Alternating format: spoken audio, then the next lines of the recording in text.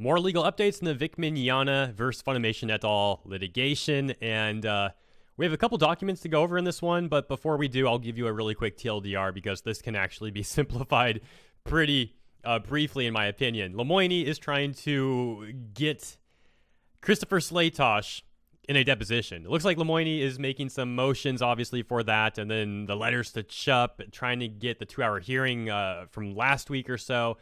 Basically, as people were theorizing back then and still are, it's looking like Lemoine is trying to really milk this litigation as much as he can. I mean, you don't see Volney, for example, doing this sort of thing. You don't see the other attorneys doing this sort of thing. For some reason, it's constantly coming out of Lemoine's court. Just like he tried to depose Nick before, and that got quashed. Now he's going after Slaytosh, it looks like. And not just that. He's also trying to get more discovery. More discovery, even though this case is still technically dismissed and it's in appeals right now, and that's all pending. He's trying to get more discovery, which seems quite odd, but hey, I'm not a legal expert. And Ty has filed a motion to quash this as well. That's really the TLDR. But if you want the nitty-gritty, I'll be more than happy to give it to you. Here's my opinion. Let's go through these filings. And we're not going to go through all of it because a lot of the exhibits are old information that we've already covered. But I'll give you the new stuff here. So let's start with this. Motion to compel deposition and documents of Chris Slaytosh. Introduction. Moving defendants contend that Chris Slaytosh committed perjury in his affidavit on September 30th, 2019 by knowingly asserting false accusations that defendant interfered with a contract with plaintiff. I mean, he included exhibits of these text messages showing that, in my opinion, and I'm not saying in my opinion that he had the text messages because they were there in the exhibit. I'm saying in my opinion it showed TI, but hey, it's my non-expertise opinion. I mean, I sure hope Lemoine would know more about this than I would. Continuing. Asserting false accusations that defendants interfered with a contract with plaintiff. Several of the elements the court evaluates when addressing sanctions are relevant to this issue, as are attempts by plaintiff and or his agents to solicit or coerce false testimony.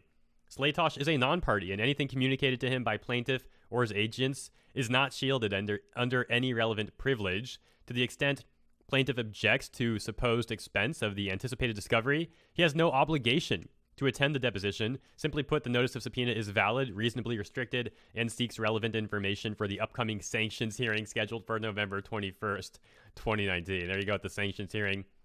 And let's take a look here. Relevant factual and procedural history. October 19th, defendant began working with Slaytosh to secure his deposition. I'm going to paraphrase this because we don't need to read all of Lemoine's nonsense. We have other things to do. So we'll paraphrase this and get the general idea. Counsel for defendants exchanged phone calls and email with Slaytosh, who never stated that he was represented by an attorney.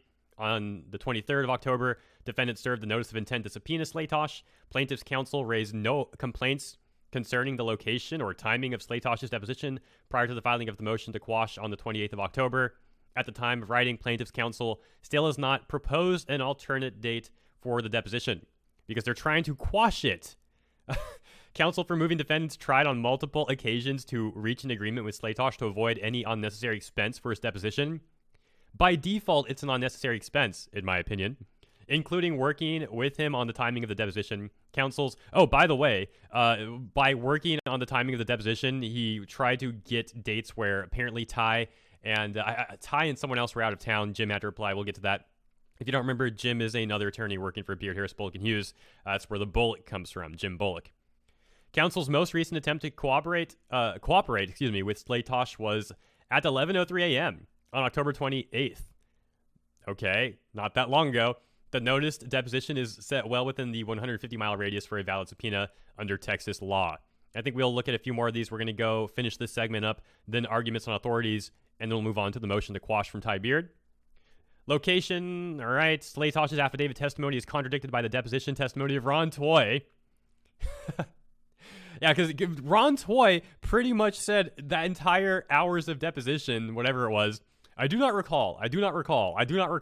Yeah, sure. A lot of things are contradicted by his terrible memory. That doesn't paint a good picture for Toye, but sure. On October 28th, plaintiff filed this motion to quash. Mentioned that. Sanctions hearing set for 21st of 2019. Not redundant at all, Lemoine. Not redundant at all. Argument on authorities.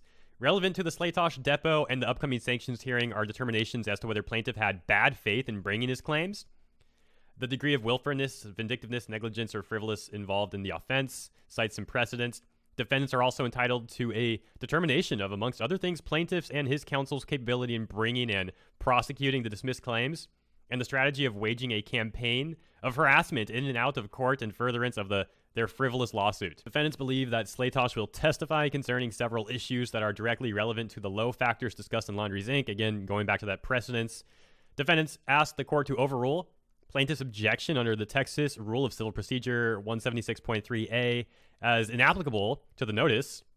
Moving defendants also ask the court to overrule plaintiff's objection to time and place, as plaintiff fails to offer a reason why the proposed time or place an inconvenience or to propose alternatives. This is just a jerk thing to do, man. Just a jerk thing to do there. I mean, a lot of this stuff is just a jerk thing to do, though, to be fair. We're dealing with the Lemoine document here.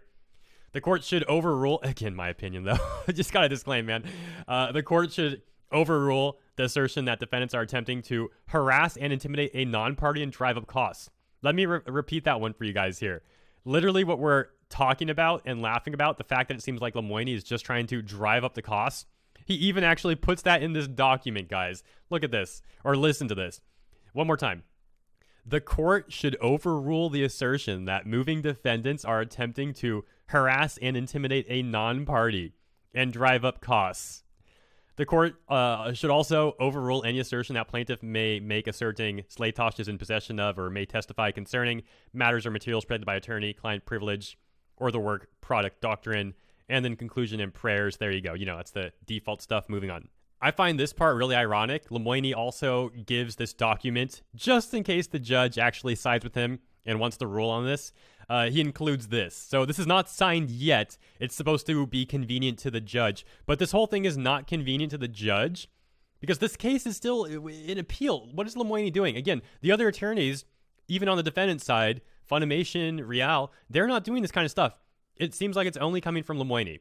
Unless I'm missing something, and I don't think I am because I'm searching daily for updates on this stuff. If I'm missing something and the other attorneys are doing some nonsense, I will admit I'm wrong here, but I don't think I am. So look at this, man. Order granting defendants Rial and Toye's motion to compel depot and document of Slaytosh. Talks about how the judge will grant this motion. Ordered, adjourned, decreed that Rial and Ronald Toye's motion to compel is granted, and he includes a little place for the judge to sign there. Yeah, really helping him out, Lemoine, really helping him out.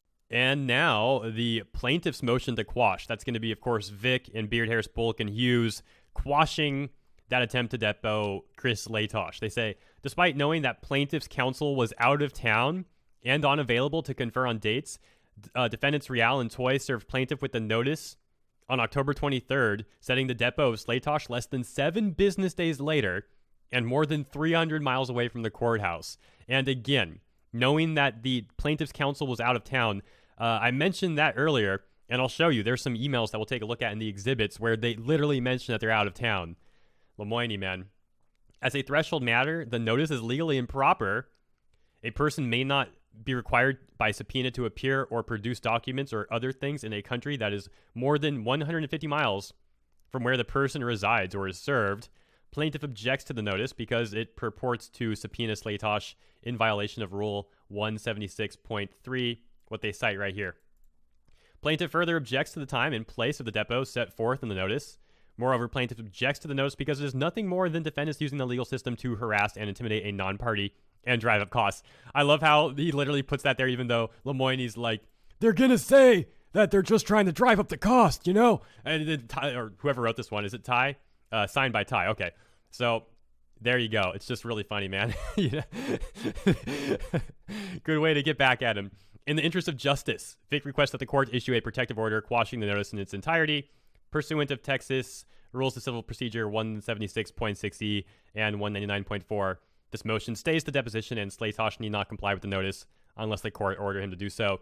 There you go. The prayer, signatures, all that jazz. And let's scroll down here to the exhibits. Take a look at some of these emails. So from Lemoine to Mr. Beard says, I'm trying to coordinate the hearing on fees and sanctions. What is your availability for November 11th through the 15th, November 18th through the 22nd? And the response from Jim says, again, Jim Bullock says, Sean, first, sincerely, we hope that you, Casey, Andrea, John, and Christian were not harmed by Sunday's tornadoes. Sam, I omit you only because I believe, like me, you live north of the tornado's path. If I'm incorrect, then I definitely include you in the list as well. It is purely the grace of God that there was no loss of life, not to make light of the situation, but when Pete Delkus takes off his jacket for the weather updates, you know it's going to be a bumpy ride. Must be a Texas news weather guy or something there. Ty and Lee are both out of office today and tomorrow. Highlights it because, again, Lemoine was supposed to know this stuff. What, you're not reading the emails that you're getting or something?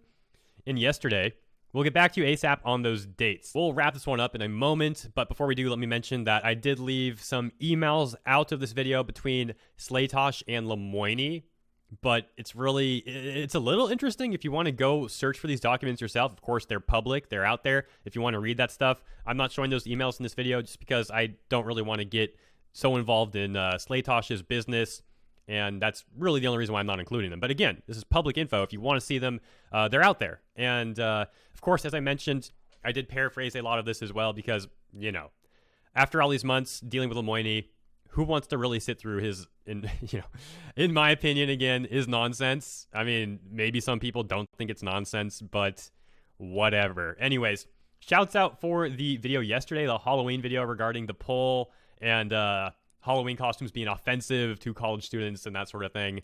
Thank you, Bruno. Thank you, Ishra. Thank you, A Shot of Whiskey. Thank you, Super Saiyan Hey. Thank you, Richard O'Neill. Thank you, Christopher Arnold. Thank you, The Lancaster Kid. Thank you, Striker Red. And thank you, Drac Caprico. Thank you for sharing that video. If you guys enjoyed this one, please share it as well.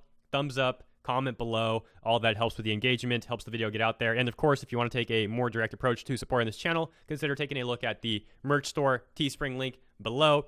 And or Patreon is an option as well, and I certainly appreciate that. Discord link, by the way, is active again. Apparently, I had one that wasn't working, so if you want to join the Discord, open to the public. And that's it for this one. I have another segment coming up in a little bit. I'll see you then. Take care.